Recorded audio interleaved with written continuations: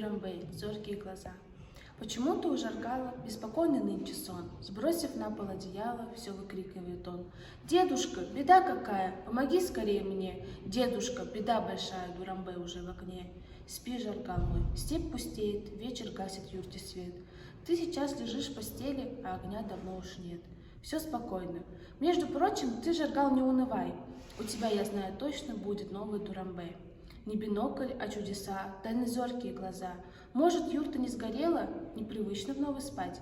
Юрта старая сгорела, но не стоит горевать, к новой надо привыкать.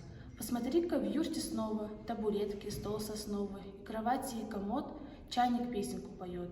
А ему легко и ровно, по утрам и вечерам вторит радиоприемник, там, где прежде был бурхан. И приедет к нам сосед. Он узнает юрту? Нет. Только твой бинокль черный, потускневший и слепой.